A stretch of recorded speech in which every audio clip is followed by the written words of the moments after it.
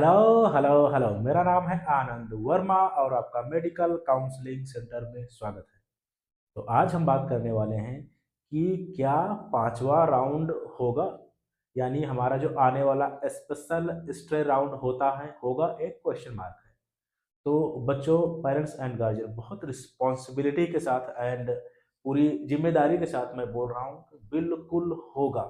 लेकिन एक दो तीन कुछ प्रॉब्लम्स हैं जो कि निगेटिव पॉइंट्स। देखो, मे भी आपके नए रजिस्ट्रेशन स्टे राउंड में ना दे, इस चीज़ का आपको ध्यान रखना है। ठीक है। और जो है, क्या गवर्नमेंट कॉलेज की सीट आएंगी हमारे पांचवें राउंड में? तो अगर मैं स्टेट्स की बात करूं, देन बहुत रेयर चांस है कि गवर्नमेंट सीट आए, क्योंकि आप देख रहे होगे कि फोर्थ राउंड में 1 2 4 5 8 10 20 ऐसी सीट आई हैं। तो जाहिर सी बात है, नेक्स्ट राउंड में सीट आपकी स्टेट में अगर बात करूं, देन बहुत मुश्किल चांस है गवर्नमेंट कॉलेज की। ठीक है। लेकिन अगर मैं एमसीसी की बात करूं, फिफ्थ राउंड की बात करूं, देन वहां पे पहली बात, क्या पांचवा राउंड होगा एमसीसी का? बिल्कुल होगा। क्या उसमें सीट आएंगी? गवर्नमेंट की सीट आने की जो है चांसेस हैं, वो हमारे जो एमसीसी के फिफ्थ राउंड में हैं। प्राइवेट तो यानी डीम्ड का तो आएगा ही आएगा। यानी अगर मैं आराम से बोलूं तो आपका पांचवा राउंड कौन कौन से स्टेट में होगा, मैक्सिमम पॉसिबिलिटीज हैं। तो सबसे पहले मैं बात करूं, एमसीसी फिफ्थ राउंड होगा, बिल्कुल होगा। गवर्नमेंट सीट आएंगी, आ सकती हैं।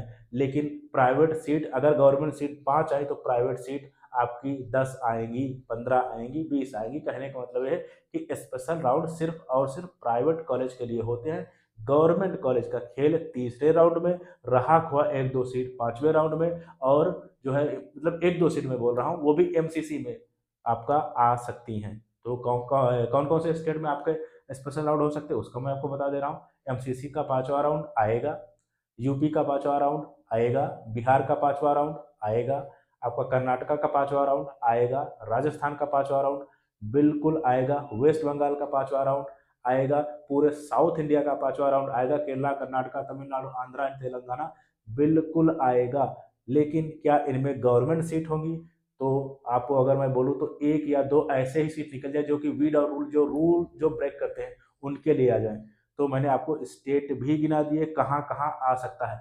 सीधी सी बात है, जहाँ ज़्यादा मेडिकल कॉलेज है, जहाँ ज़्यादा मेडिकल कॉलेज में प्राइवेट कॉलेज यानी गवर्नमेंट एंड प्राइवेट कॉलेज ज़्यादा, जैसे यूपी की बात करूँ 31 जो है प्राइवेट मेडिकल कॉलेज है, वहाँ पे आ सकता है। या उन स्टेट्स में जो है स्पेशल राउंड आता है जहाँ की डिमांड, जहाँ के मेडिकल कॉलेज के, जैसे जैसे मैं बात करूँ, जैसे वेस्ट बंगाल की बात करूँ, तो वहाँ पे अभी भी चौथे राउंड में सीट है।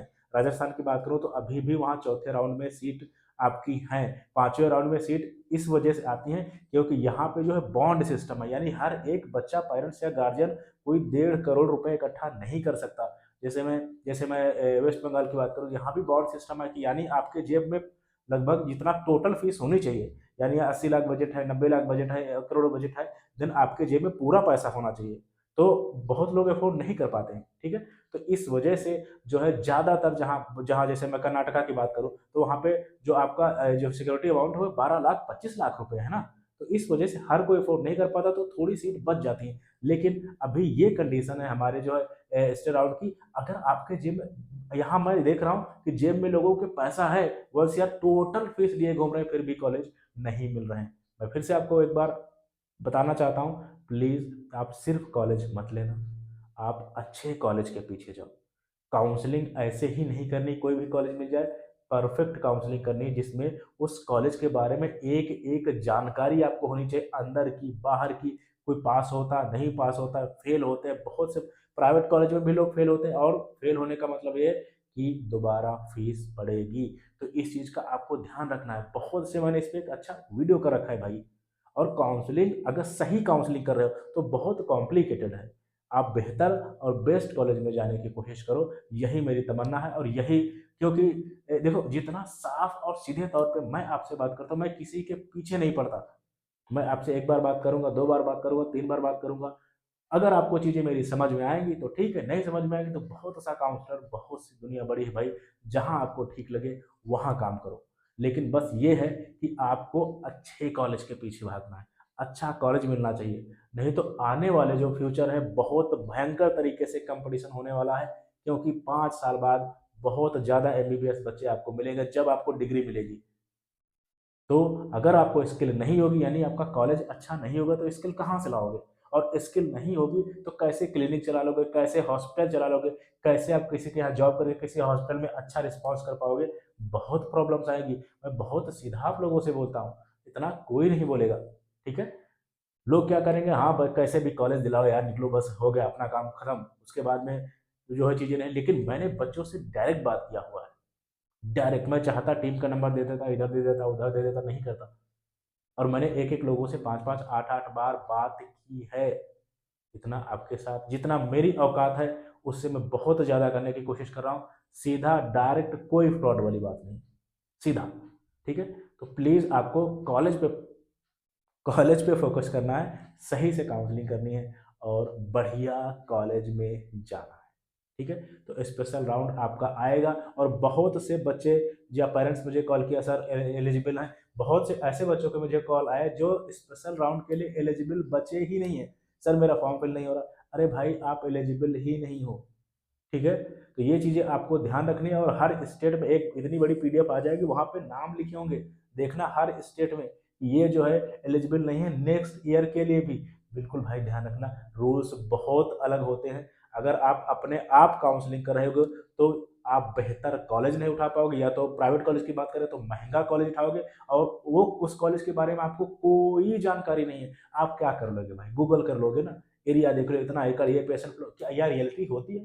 कोई गूगल पे तो कोई कुछ भी कर रहा है ना, हो जाता है ना, डाल दे, उससे कोई फर्क नहीं पड़ता।